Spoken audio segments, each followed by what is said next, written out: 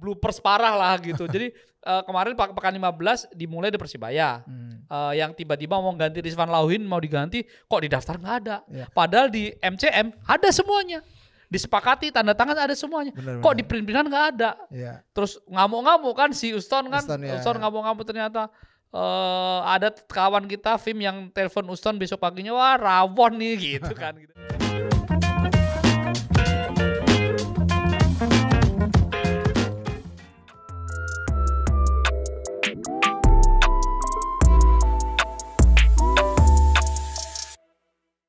Welcome back to Discord, diskusi olahraga bareng Rais dan siapa? Estu Ernesto. Estu lagi. Tuh, ini menarik banget ya. Sebelum kita bahas ke pekan 17, pekan 16 ini ada kejadian menarik. PSM main sama 12 pemain. Jadi 12-an Is ya? Bukan ke-11-an ya? Kan 12-an berarti. Ke-12-an. Ini aneh sih, terjadi langka ya. Ini pertama adalah kalau menurut gua keteledoran dari wasit pasti. Perangkat pertandingan. Karena kan dia yang menjaga itu harusnya. Mengontrol itu agar berjalan sesuai dengan rules, dengan regulasi yang sudah ditetapkan. Yang kedua adalah timnya sendiri kok bisa nggak ngomong, ya gue nggak tahu ya situasi di dalam lapangan itu seperti apa ya, tapi situasinya tuh tetap bertanding. Tapi lu dengar desas-desus nggak dari apa PRD lah misalnya ngomong apa? Ya gitu. PRD udah ngomong dia secara belak-belakan di preskon apa segala macam, memang 12 pemain, terus ada satu pemain PSM yang ngaku iya gue main sama 12 pemain, udah ngomong sama wasit, tapi wasit tetap bilang play on, mungkin wasitnya nggak ngeh itu pemain ngomong apa gitu kan. Nah terus ini kan berbagai dugaan ya, tapi yang pasti memang ada kesalahan fatal di situ. Keteledoran, tapi kehilafan sih katanya. Sebelum kejadian ini, Persebaya juga kehilangan pemain Is. Iya. Di daftar susunan pemain. Nah iya. Itu di Padang. Jadi nggak harusnya udah itu. Iya, jadi udah tanda tangan, terus nggak ada pemainnya. Iyalah, ini masukin kok bisa nggak ada di DSP yang dia terima gitu. Iya, jadi ini berarti ini kalau di beberapa musim yang lalu Liga 1 yang pemain kaos salah. Ingat kan? Iya, betul. Yang konyol-konyol gitu kan. Jadi ini bloopers parah lah gitu. Jadi kemarin pekan 15 dimulai di Persibaya. Yang tiba-tiba mau ganti Rizwan Lauhin mau diganti, kok di daftar nggak ada. Padahal di MCM ada semuanya. Disepakati tanda tangan ada semuanya. Kok di print-printan nggak ada. Terus ngamuk-ngamuk kan si Uston kan. Uston ngamuk-ngamuk ternyata. Ada kawan kita Vim yang telepon Uston besok paginya, wah rawon nih gitu kan gitu. Jadi itu ada kejadian itu. Di pekan 16 ada ke-12an tuh PSM Makassar. Nah ini kan sanksinya nih. Pengurangan kalah 0-3 kan. 0-3 dan ini serius nih, kesalahan serius. Ya. Nah ini harus ini merugikan juga bagi PSM, padahal menang di laga itu PSM 3-2 ya. Ini sampai tanggal 23 Desember nih. Belum ada statement apapun dari PT Liga. Dari PSSI. Gitu. Kayaknya sih memang langsung lari ke Komdis. Nah ini pasti akan langsung lari ke Komdis dan akan diinvestigasi. Ya gue sih berharap ini bisa cepat ya, karena ini berpengaruh terhadap posisi di klasemen. Jangan sampai kejadian lagi kayak waktu 2017 kalau nggak salah, Bayangkara yang juara, Mitra Kukar. Jadi ada pemain yang tidak sah. Nah itu kan akhirnya diprotes belakangan, akhirnya dianggap kalah, Bayangkara menang waktu itu. Dianggap menang kan waktu itu. Dianggap menang, benar. Ya akhirnya kan itu mempengaruhi klasemen kalau gue nggak salah. Dan perebutan juara Is. Iya, perebutan juara lagi itu. Nah makanya ini biar sama-sama enak. Dengan tim lainnya yang juga tidak terlibat dalam situasi ini. Ya gue sih berharap ini cepat diputuskan sama Komdis. Komdis bisa merespon dengan cepat situasi ini gitu loh. Nah karena ini emang unik banget sih, lucu tapi juga gimana ya, miris gitu loh. Ini konyol sih, konyol gitu.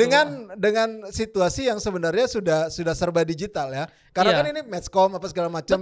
Ini kaitannya sama Matchcom. Matchcom tuh yang harus bisa mengawasi nih. Betul. Kan intinya gitu. Ya makanya ini ya sudah kejadian.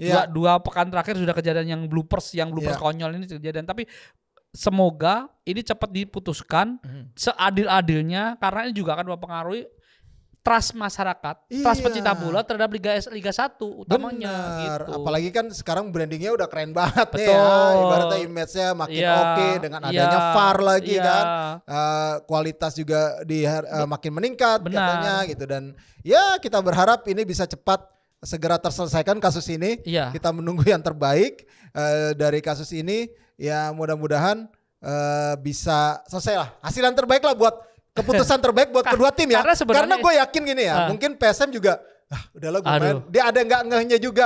Tapi masa ya nggak sih pemain gue tarik misalnya. Iya. Ya terus pemain gue gak masuk ke dalam bench. Harusnya kan. Harus kan ngingetin loh. Pelatih official gitu. Iya. Lalu kenapa gak keluar tapi diem ya sebenarnya. Iya. Gitu. Nah, makanya. Yang enggak pemain Barito udah pada komplain mungkin ya. Tapi gue juga gak ngerti tuh sampai pertandingan akhir pertandingan. Si asisten pelatih kan biasanya yang in charge untuk ganti kan. Iya. Gitu. Maksud gue itu, dan sebenarnya sampai pekan ke-16 menuju pekan 17 yang pekan terakhir di putaran pertama nih. Sebenarnya itu menarik nih, dari peringkat 1 sampai peringkat 4 itu tim tradisional semua, Is. Iya benar. Persebaya, Persib Bandung, Persija, PSM Makassar. Semua PSM ini terancam sanksi itu tadi. ya. Jadi sebenarnya menarik nih kompetisi ini setelah ini kan libur nih. Pertandingan pekan ke-17 itu tanggal 27, 28, 29 Desember. Lalu libur sampai barulah ada pertandingan lagi tanggal 10. Ya. Tapi tanggal 7 ada Persib Bandung pertandingan tunda nih ya, lawan Bali. Ya. Jadi sebenarnya ada waktu sekitar hampir 10 hari kompetisi libur untuk peralihan ke putaran kedua. Tetapi dengan menuju libur kompetisi yang pendek ini, ada kejadian-kejadian yang kayak gitu, dan kocak sih. Ini akhir tahun yang kocak sih. Ini jadi tolong, kalau saya ya, ini soal trust, soal quality gitu. Jadi harus segera diomongin, di publik dikasih tahu bahwa ya kalau memang salah ya bilang salah. Salah betul. Kalau memang harus ada sanksi dan segala macam ya semua harus legowo. Iya benar, termasuk ya wasitnya pasti akan kena sanksi pasti sih. Itu. Harusnya kena sanksi disiplin lah. Ya. Mungkin akan tidak memimpin pertandingan dulu beberapa pertandingan. Biasanya sih seperti itu ya. Yang sekarang itu sanksi yang mendidik lah, yang ibaratnya diberikan kepada wasit. Kalau sekarang sama PSSI Satu lagi sebenarnya, termasuk beberapa ada omongan yang tidak percaya dengan VAR. Benar. Jadi isunya lah itu isu yang beredar itu VAR tidak bisa dipercaya lagi. Termasuk kemarin ketika ada pertandingan Persija. Persija. Kalau timnas kita belum bahas dulu ya. Persebaya. Yang Persebaya itu ada kejadian yang kok tidak menggunakan VAR itu waktu Persebaya main di kandang tuh ya, yang menang. Terus Persija juga seperti itu. Terus beberapa kali memang keputusan pertandingan di menit-menit akhir gol via VAR atau digagalkan via VAR, yang membuat beberapa nggak percaya. Ini salah satu yang dirugikan itu Barito. Waktu lawan Malut, dia jadi tuan rumah kalau nggak salah di Bantul, itu kan 1-1 tuh, tapi golnya dibatalin tuh, golnya Rahmat Beri Santoso. Setelah itu kegulan 2, jadi kalahnya lebih parah gitu. Jadi terlepas yang akhirnya kalah lebih parah, tapi beberapa mengatakan bahwa ini VAR ini juga harus dievaluasi gitu loh. Jadi ini kerjanya ada opini yang dari klub-klub ya. Ini opini klub ya, bukan dari kita. Jadi harus dievaluasi, dan menurut saya memang segala sesuatu termasuk VAR memang harus dievaluasi. Apalagi ini sudah 1 putaran nih, kompetisi hampir 1 putaran nih gitu. Iya, pastinya akan ada ya evaluasi itu, apalagi ya benar hampir 1 putaran nanti pekan 17 kan, setelah pekan 17 rehat lah pasti ya. Iya. Rehat nanti, dan kita akan tunggu setelah habis putaran pertama ini seperti apa evaluasi yang dilakukan oleh tim dari komite wasit. Itu sih untuk terkait VAR. Dan yang menarik lagi adalah di Liga 1 musim ini beberapa pelatih sekarang sudah pelatih ke-7 nih yang dipecat, yaitu Joel Corneli yang teranyar ya. Jadi dipecat dia. Kalau si Pablo Meneses yang Madura United resign. Kayaknya nggak sanggup dia ngangkat itu tim ya kayaknya. Kabarnya ada salah satu mantan pelatih timnas yang mau datang. Wis. Ya itu. Siapa? Cari sendiri. Jackson Eftiago. Yang udah mualaf kan banyak kan Jackson Eftiago kan ini di Dirtek Borneo kan sekarang. Mantan timnas ada Luis Mia juga. Oh iya. Luis Mia. Wih, luar biasa. Ada Ivan Kolev juga. Iya. Yang masih bukan Alfred Riedel ya, karena Alfred Riedel udah di sana, udah nggak ada, udah almarhum gitu. Iya benar. Masih ada Wimris Bergen. Simon McManamy? Bisa jadi. Simon McManamy bisa. Wimris Bergen juga bisa. Wimris Bergen bisa. Silakan. Siapa lagi ya? Ya itu sih. Neil Maizar. Manuel Blanco. Manuel Blanco. Ini yang cuma zamannya era Liputan yang cuma singkat. Iya. Berapa hari? Ya Kusnil Maizar, tapi kan Kusnil lagi di PSMS kan. PSMS ya. Pokoknya katanya akan mendatangkan pelatih yang sempat menangani timnas Indonesia gitu kabarnya. Tapi kan bisa jadi juga asistennya atau pelatihnya nih. Enggak, maksud gua. Pelatih timnas ini sempat menangani timnas Indonesia ya, kan? Asistennya atau pelatihnya, kan kita nggak tahu. Bima Sakti dong. Iya, bisa jadi. Iya. Bima. Jadi memang Madura United ini gue juga bingung ya. Kenapa ya? Maksudnya ini kita belum ngomongin ke deretan pelatih yang dipecat ya, tapi Madura United gue agak-agak apa ya, anomali juga ya ketika dia lumayan berbicara lah di kompetisi antar klub Asia, di kompetisi antar klub Asia, terus musim lalu juga hampir juara. Mengejutkan sebenarnya dia sampai ke final itu. Tapi kok musim ini bisa sampai serapuh ini mereka. Padahal materi pemain kalau gue lihat ya, secara materi pemain mereka nggak jelek-jelek amat. Maksudnya maksudnya masih bisa bersaing lah setidaknya untuk di papan tengah gitu. Kalau nggak jelek sih iya, cuma kan perubahan 70% pemain yang keluar. Oh iya itu chemistry-nya kan nggak terbentuk. Jauh memang perombakan paling besar ya Madura United salah satunya. Jadi lu bayangin dari belakang nih Lucas Figueiredo, duet Kleberson, Fahrudin. Di kanan kiri Novan Sasongko, Alex Van Gien udah nggak ada. Terus di tengahnya ada Rivera, Hugo Gomez udah nggak ada, Malik Rizaldi udah nggak ada, Dalberto udah keluar.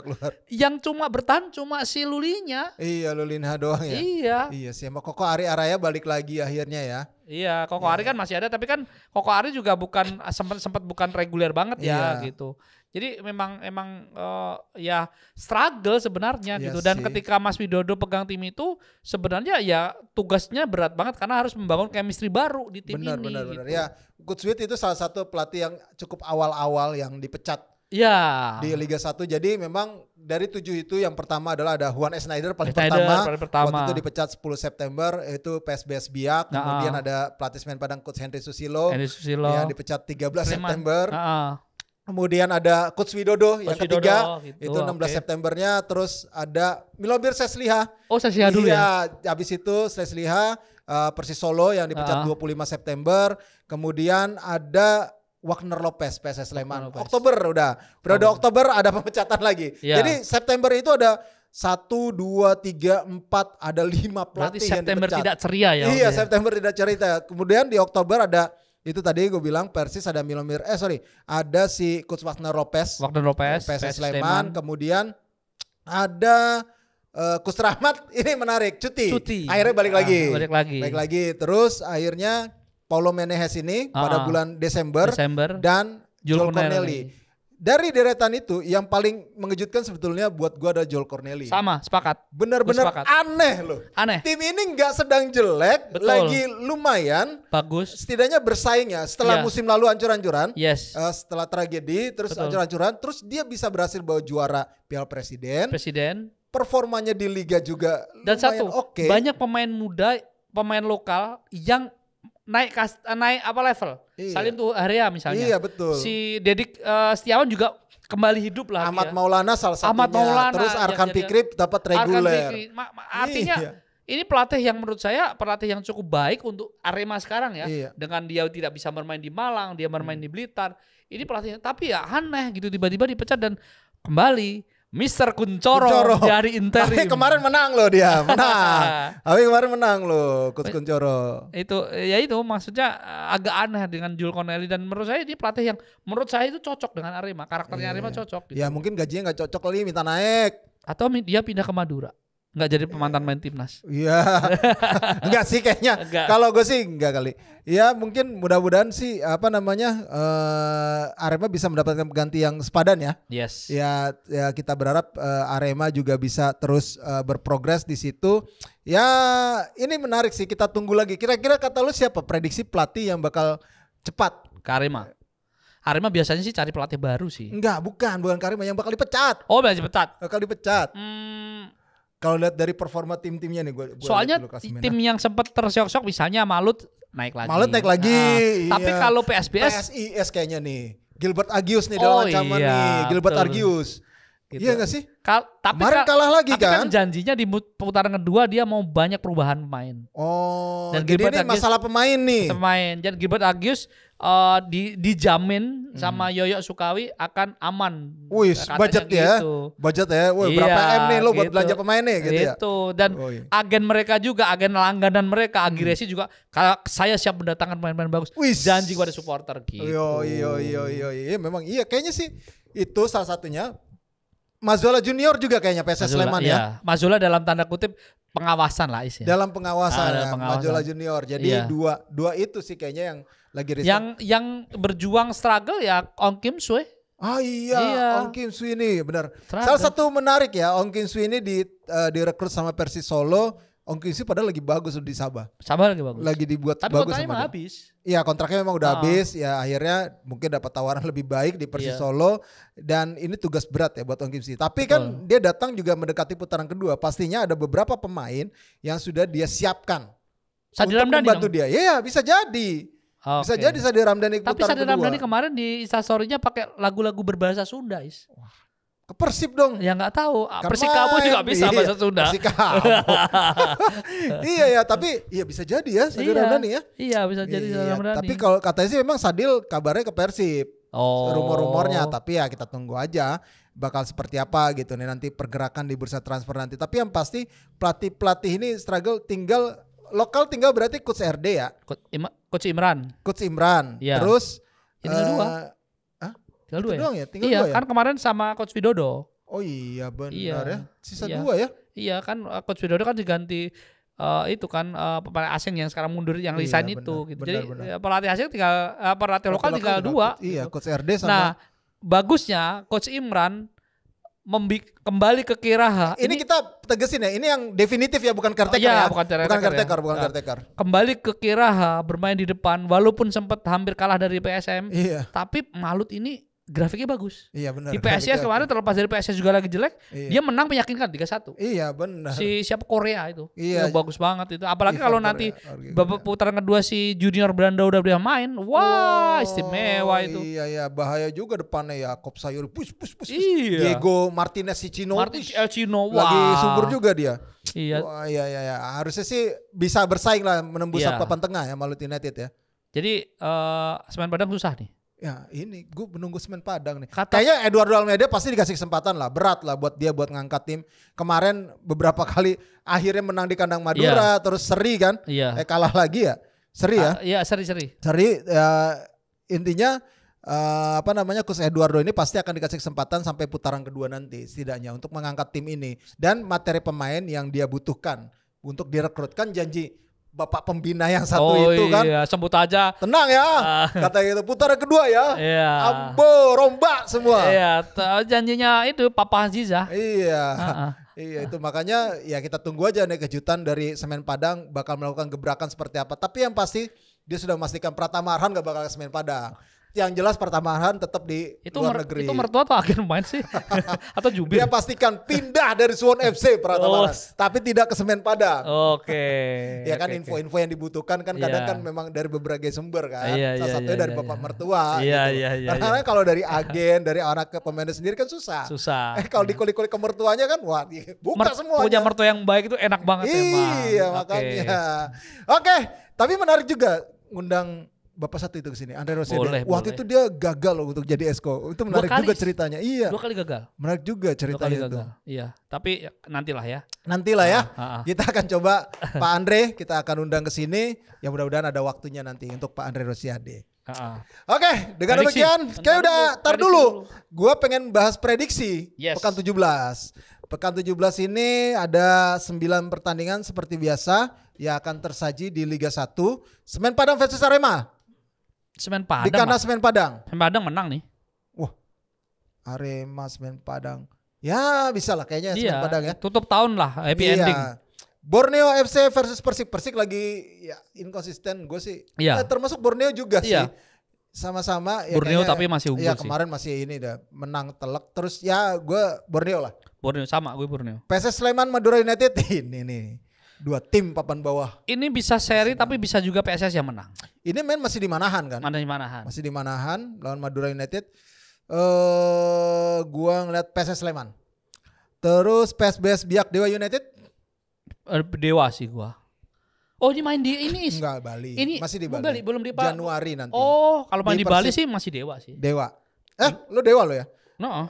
Gua PSBS. Oke. Terus Malut United Persija.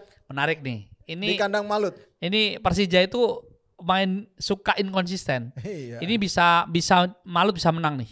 Malut ya? Iya, gue Malut. Oke, gue juga Malut. Terus Bali United Persebaya. Bali bisa menang. Sama. Iya. Bali United juga. Terus Persita PSM Makassar. PSM bisa menang karena mainnya belum di Indubing Arena. PS. Ini main di Pakansari lagi ya? Iya, kemarin Persita dikalahin ya. Iya. Gua sih PSM. Barito PSIS. Nah ini seru nih, dua tim papan bawah nih ya. Iya, yang lagi benar-benar susah. Barito lah menang lah di Bantul. Ya, Barito. Terus Persis Solo Persib Bandung. Nah ini, gue berharap ini menjadi pertandingan yang jadi penentu kedua tim. Tetap mempertahankan kemenangan 100%, belum kalahnya Persib. Atau Persis bangkit di momen ini. Iya. Nah kalau itu, saya mungkin akan menjagokan Persis di pertandingan ini. Kayaknya menarik ini. Kalau Persis menang menarik gitu maksudnya. Iya ya. Kalau gue sih imbang sih. Persis Persib. Main aman dia. Enggak, karena memang Persib tuh masih kuat buat dari pemainnya. Sementara Persis tuh kemarin tuh kan unggul kan yang laga terakhir tuh 10 gol, tapi akhirnya 10 pemain akhirnya lawan PSBS Biak. Iya, ini persoalannya ini 3 tim hampir sama. Persis, Persib, PSIS lagi diboikot penontonnya. Persis Solo juga, nggak banyak juga gitu. Iya benar. Persib nggak diboikot tapi penontonnya berkurang aja. Persib PSIS jelas sudah boikot ya. Nah Persis Solo ini juga kelihatan banget antusiasme dukungnya berkurang ya. Nah ini mungkin jadikan momen mereka mengalahkan Persib biar mereka bangkit dan supporter datang. Iya, karena mereka berharap timnya segera bangkit ya. Iya nyaris degradasi. Betul, di zona merah. Zona merah. Ya udah putaran pertama, udah akhir putaran pertama Pak Jokowi lebih banyak di Solo loh ya. Oh iya. Tapi apa pengaruhnya? Ya siapa tahu ya, mungkin. Oke, dengan demikian kita sudahi dulu untuk pembahasan di Liga 1 kali ini. Banyak sekali tadi, silakan sampaikan prediksi dari teman-teman terkait dengan kompetisi Liga 1.